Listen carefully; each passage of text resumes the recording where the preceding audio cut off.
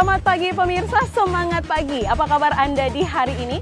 Senang sekali berita Papua hari ini dapat kembali menjumpai Anda bersama saya, Cynthia Delima. Sejumlah informasi penting dan menarik akan kami hadirkan untuk Anda. Berikut 3 di antaranya.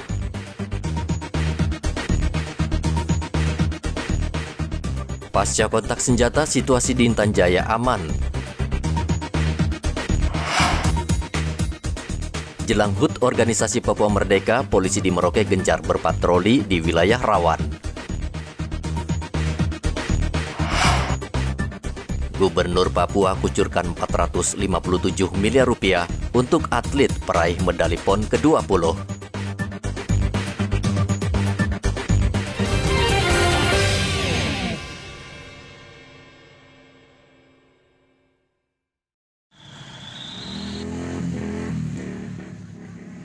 Situasi di Intan Jaya saat ini aman dan berjalan normal pasca kontak tembak antara TNI Polri dan kelompok kriminal bersenjata pekan lalu. Aparat menutup akses masuk ke Intan Jaya sehingga menyulitkan KKB untuk bergerak dan melakukan teror. Kapolsek Sugapa Ibda Angel Mayor membenarkan situasi di ibu kota Sugapa aman. Warga saat ini sudah kembali beraktivitas seperti biasa. Begitu juga dengan Bandara Bilorai yang sudah berjalan normal. Kapolsek meminta warga tidak takut karena aparat gabungan menjamin keamanan mereka. Tempat di Sugapa, Kabupaten Intan Jaya, kami melaporkan bahwa saat ini situasi Kabupaten Intan Jaya masih dalam keadaan aman dan kondusif. Kiat masyarakat berjalan dengan aman dan lancar. Kemudian dari TNI dan Polri pada saat ini melaksanakan kegiatan patroli sekaligus menyapa semua masyarakat yang berada di kota Sugapa, Kabupaten Intan Jaya. Terima kasih, selamat siang, Amakani.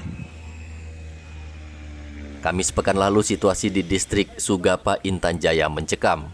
Selama 3 jam aparat gabungan dan KKB pimpinan Undius Kogoya baku tembak. Satuan Tugas Operasi Nemangkawi saat ini tengah mengejar kelompok kriminal bersenjata pimpinan Undius Kogoya yang kerap meneror warga sipil dan aparat TNI Polri. Kelompok ini juga terus menambah kekuatan dengan merekrut pemuda Intan Jaya untuk regenerasi. Hendra melaporkan dari Intan Jaya, Papua.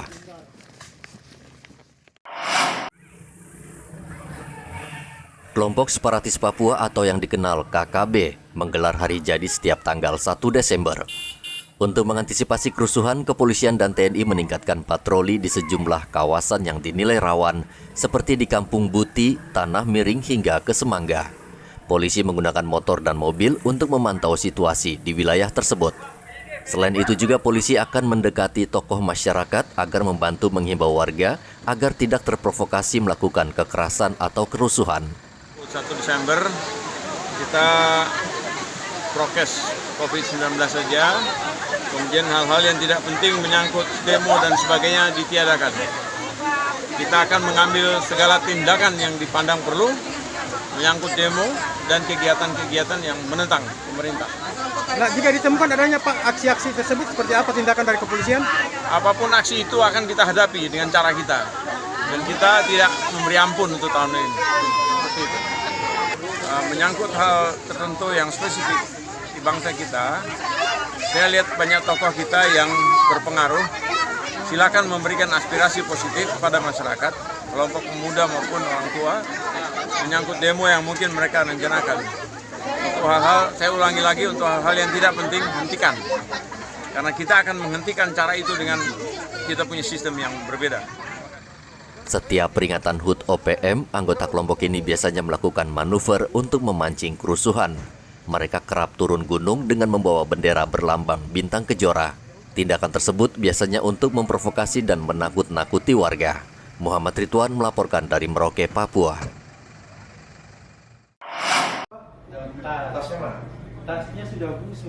Seorang pengepul pakan ternak hewan menemukan puluhan butir amunisi aktif di bak sampah di Beten Kota Raja, Kota Jayapura, Sabtu lalu.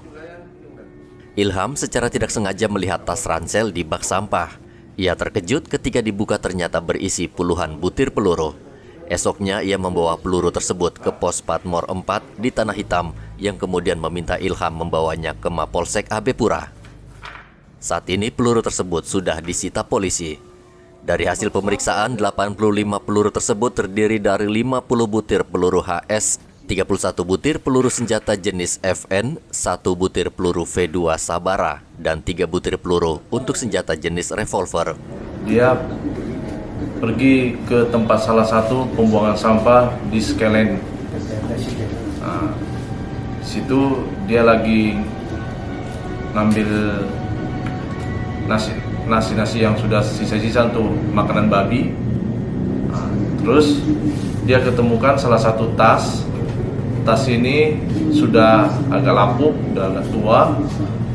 Di dalamnya ada kain, ada buku, tapi sudah hancur. Tapi di dalam tas itu juga ada barang di dalam plastik. Dia curiga apa ini?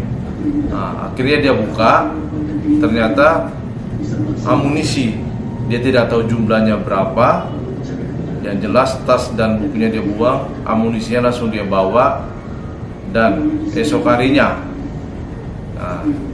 dia melapor ke Polsek, bahwasanya ada menemukan amunisi.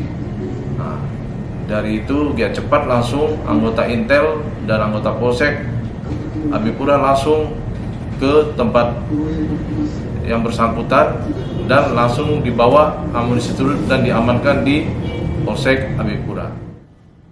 Polisi masih menyelidiki asal peluru yang ditemukan Ilham. Polisi menghimbau warga apabila menemukan amunisi atau peluru aktif segera melapor karena benda tersebut sangat berbahaya dan bisa disalahgunakan. Arthur melaporkan dari Jayapura, Papua.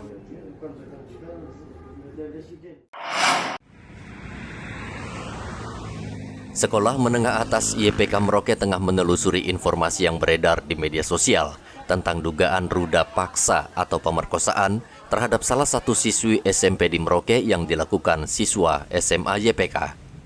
Kepala SMA YPK Merauke, Soleman Jambur Mias, mengatakan pihaknya akan mencari tahu informasi ini bersama polisi agar kasus yang menjadi perbincangan luas di masyarakat menjadi jelas dan pelakunya bisa terungkap.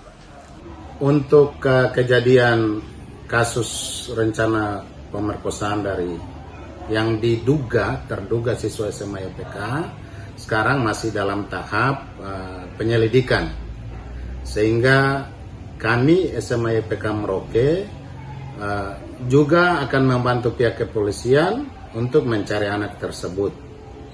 Kalau misalnya anak itu dia benar-benar anak SMA YPK Merauke, maka sanksi berat pasti kita akan ambil. Yang pertama adalah memanggil orang tua dan mengeluarkan anak tersebut dari sekolah, karena itu sudah pelanggaran berat. Itu yang pertama. Yang kedua adalah tidak ada guru di SMA YPK Merauke mendidik anak-anak untuk merokok, minum minuman keras, narkoba dan lain sebagainya. Kalau sudah terjadi seperti itu, apalagi di luar sekolah, itu di luar kemampuan kami sebagai guru. Oleh sebab itu kejadian seperti ini kami berharap bahwa masyarakat tidak langsung memvonis, mendikotomi SMA YPK Merauke didikannya tidak baik. Bahwa dari 501 siswa ini, satu buat kesalahan berarti bukan semua siswa tidak baik. Atau pembelajaran kami, didikan kami di SMA YPK Merauke tidak baik. Tapi sebagai guru, sebagai pimpinan sekolah, ini juga bagian dari hikmah yang baik untuk kami. Sehingga ke depan kita lebih berhati-hati dengan siswa-siswa kami untuk tidak melakukan hal-hal ini, apalagi asusila terhadap anak yang masih sangat kecil, trauma akan terjadi. Oleh sebab itu, ini kami lakukan. Selama ini kan kami selalu bekerja sama dengan pihak kepolisian untuk datang memberikan ceramah, baik narkoba, lalu lintas, dari pemberdayaan perempuan dan anak, dari IVX, kami selalu hadirkan untuk mereka juga ikut serta memberikan nasihat, memberikan materi kepada anak-anak kami. Oleh sebab itu, kami juga mohon maaf untuk seluruh masyarakat Merauke, juga orang tua, jika memang hal ini terjadi, itu di luar kemampuan kami sebagai guru, apalagi sudah di luar jam sekolah, sudah pulang sekolah.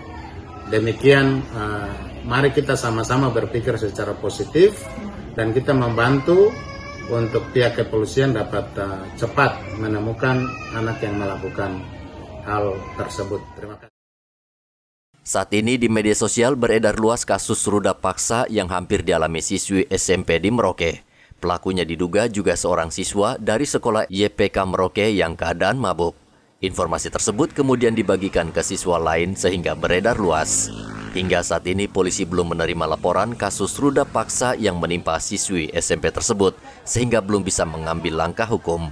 Muhammad Ridwan melaporkan dari Merauke, Papua.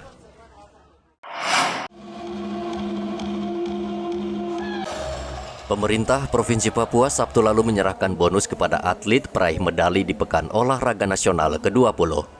Bonus diserahkan langsung Gubernur Papua Lukas NMB di Istora Papua Bangkit, Kampung Harapan, Jayapura. Bonus yang juga diberikan kepada pelatih dan ofisial ini merupakan apresiasi pemerintah daerah karena prestasi mereka telah mengharumkan nama Papua. Atlet peraih medali emas perorangan memperoleh bonus 1 miliar rupiah. Untuk beregu masing-masing menerima 650 juta rupiah. Peraih medali perak perorangan mendapat 500 juta rupiah, untuk perunggu perorangan 250 juta rupiah, dan untuk non-medali masing-masing mendapat 10 juta rupiah. Bonus ini dianggarkan dari APBD Papua berjumlah 457 miliar rupiah. Gubernur berharap bonus yang diberikan kepada para atlet dan pelatih bisa menjadi motivasi untuk meraih prestasi yang lebih tinggi. Kerja keras kalian semua telah menghasilkan orang-orang yang hebat, orang yang luar biasa untuk membawa nama Papua di tingkat nasional.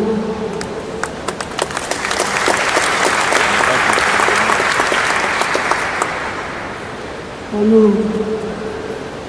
ya, kemungkinan banyak orang tidak sepakat kita tidak jadi juara, itu tidak akan berhasil. Tapi luar biasa.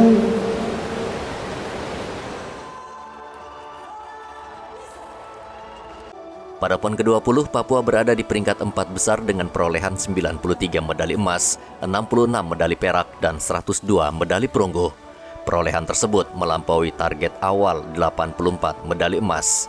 Peringkat kelima ini juga merupakan prestasi membanggakan dalam sejarah PON, sehingga pantas bila para atlet yang sudah berjuang mendapatkan bonus tanpa dipotong pajak. Hendra melaporkan dari Jayapura, Papua. Penyakit kaki gajah atau filariasi saat ini banyak menjangkiti warga di Papua. Rumah Sakit Umum Daerah Jayapura belum lama ini menerima 12 pasien kaki gajah rujukan dari Rumah Sakit Puncak Jaya. Dokter ahli sudah melakukan operasi 12 pasien tersebut dan dipastikan selama 6 bulan ukuran kaki mereka akan kembali normal. Penyakit kaki gajah ini merupakan penyakit parasit yang disebabkan cacing filaria. Kaki penderita bisa membengkak hingga berukuran besar. Bila tidak ditangani segera, penyakit kaki gajah bisa menyebabkan cacat dan bahkan merenggut nyawa penderita. Wakil Direktur RSUD Jayapura Dr. Andreas Peke mengatakan, Rumah Sakit Jayapura sudah bisa menangani kasus kaki gajah sehingga pasien tidak perlu berobat ke luar Papua. Kalau kami sebagai rumah sakit rujukan provinsi, di bagian kami adalah kami akan menerima rujukan seperti yang sekarang kita lakukan, tapi juga kita tidak lepas tangan hanya menunggu. Kita pun akan berusaha mendekatkan. Jadi ada dua sisi yang kita mainkan. Satu, kita menerima rujukan yang tidak bisa ditangani oleh daerah, tapi di sisi lain juga kami mendekatkan diri seperti kasus-kasus misalnya di Nabire, operasi bedah saraf, ada Dr. Tommy di sana. Nah seperti itu. Prinsipnya di rumah sakit rujukan itu menerima saja semua, silahkan. Tinggal nanti diatur sistemnya bagaimana. Tapi tadi sudah dapat gambaran ya bahwa kasus ini banyak, masih ada. Bahkan sampai yang mengakibatkan sumbatan-sumbatan bahkan pembesaran. Tidak semua membesar, ada kasus-kasus yang tidak sampai membesar. Itu ada program untuk mengeliminasi atau menghilangkan filariasis ini. Itu ada programnya, jadi masyarakat diberikan obat disuruh minum secara massal. Supaya kalau ada cacing di dalam, cacing itu langsung otomatis mati, tidak menyebabkan pembekuan. Penyakit kaki gajah banyak ditemukan di Kabupaten Puncak Jaya, khususnya di distrik Torere dan Fawi, karena tingkat kesadaran masyarakat untuk memeriksa kesehatan masih rendah. Kami dilihat dari pemerintah memang sasaran ke masyarakat yang memang membutuhkan sehingga dikasih kesempatan tahun ini juga. Akhirnya kami kemarin dapat sekitar 16 juga. Tapi memang masyarakat punya pemahaman yang agak beda, akhirnya yang lain tidak datang. Yang lain yang kami bawa, tahun ini kami bawa 12. Ada perbedaan pelayanan saya lihat di sini adalah waktu kami 2021 itu membutuhkan waktu yang agak panjang, tapi saya lihat kemarin ini luar biasa. Dokter bisa menyelesaikan dalam dua hari, dan itu menurut kami sangat terima kasih, dan ada perkembangan luar biasa yang terjadi di rumah sakit ini dengan durasi waktu yang tahun 2020 dengan 2021. Jadi pasien ini ada di dataran bawah Jadi di sini saya lihat itu dari Iratoi, Dou, sampai lari ke Koroa ini ada. Cuma program seperti ini yang belum muncul. Program seperti ini yang belum muncul dari semua pemerintah. Kami puji Tuhan Puncak Jaya. Fasilitas kesehatan di RSUD Puncak Jaya saat ini belum memadai untuk menangani penderita kaki gajah. Pasien biasanya langsung dirujuk ke rumah sakit di Jayapura. Saat ini yang bisa dilakukan pemerintah Puncak Jaya adalah memberikan obat filariasis kepada masyarakat guna memutus penularan dan pencegahan kecacatan. Hendra melaporkan dari Jayapura, Papua.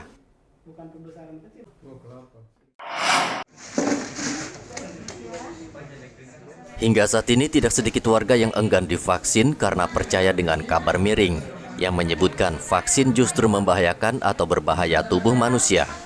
Polisi di Merauke tidak bosan-bosan menghimbau warga agar segera divaksin karena penting untuk menangkal serangan COVID-19. TNI Polri serta Dinas Kesehatan juga gencar keluar masuk daerah terpencil agar bisa menjangkau warga. Kami masyarakat Kabupaten Merauke antusias untuk vaksin karena vaksin itu sehat dan halal dan untuk kesehatan tubuh, menjadi tameng, menjadi pertahanan tubuh ketika kita diserang oleh virus itu. Jadi jangan ada takut masyarakat yang dapat isu-isu yang tidak benar, isu-isu murahan bahwa vaksin bisa mengakibatkan A, mengakibatkan B, padahal suaranya tidak. Jadi vaksin itu perlu diingat halal dan sehat.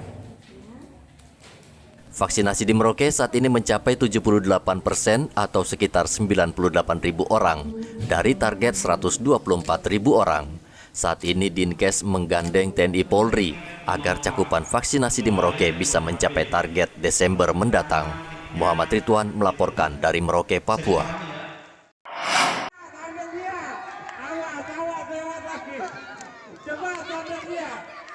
Walaupun diguyur hujan deras, lomba pacuan kuda tradisional yang digelar di lapangan pacuan kuda Sidomulyo, Kampung Kuprik, Merauke, tetap berlangsung meriah.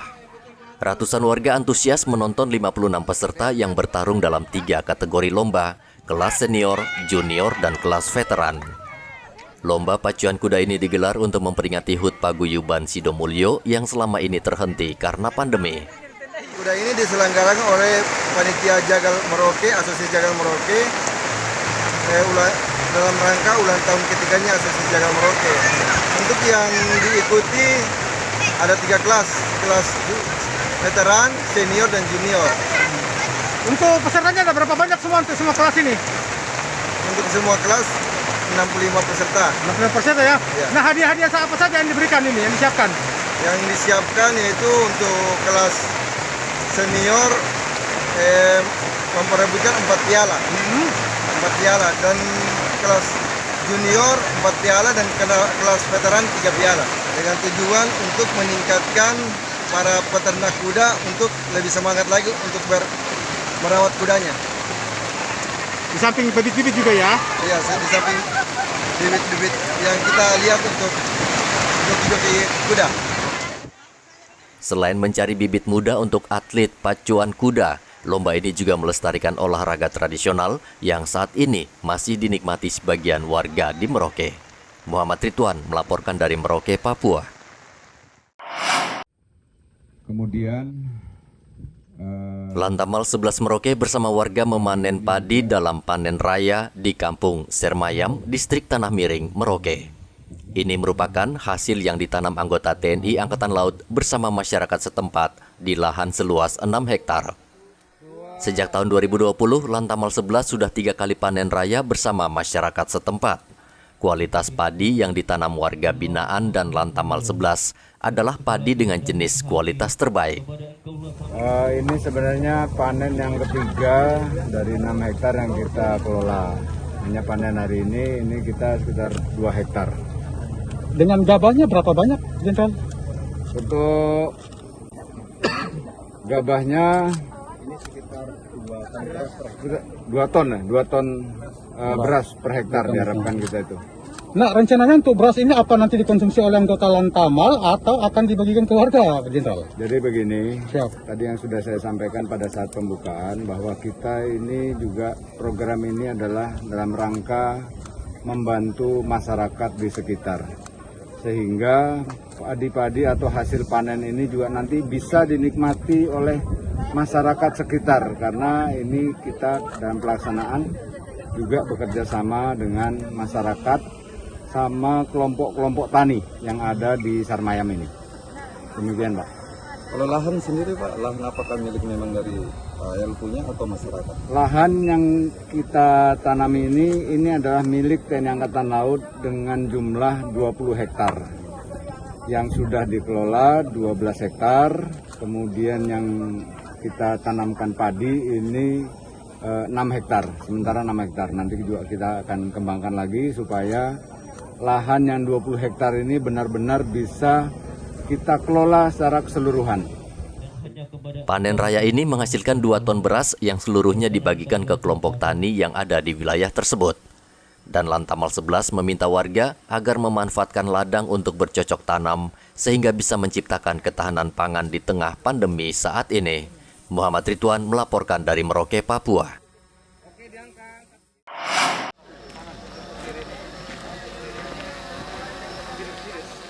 Pemerintah Kabupaten Kerom bersama komunitas Papua Muda Inspiratif menanam jagung perdana di lahan bekas sawit Sawi Yatami seluas 3 hektar.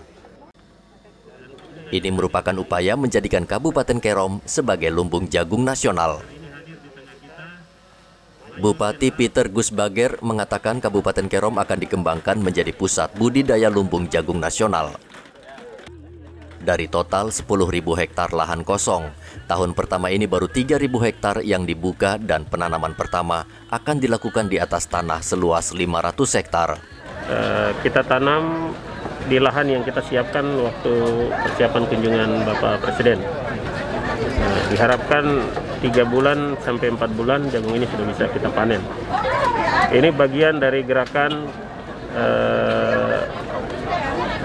dukungan masyarakat Kerom, khususnya para pemuda, mendukung program lumbung jagung nasional di Kabupaten Kerom sesuai dengan arahan Bapak Presiden. Kerom akan dijadikan pengembangan budidaya jagung untuk lumbung jagung nasional.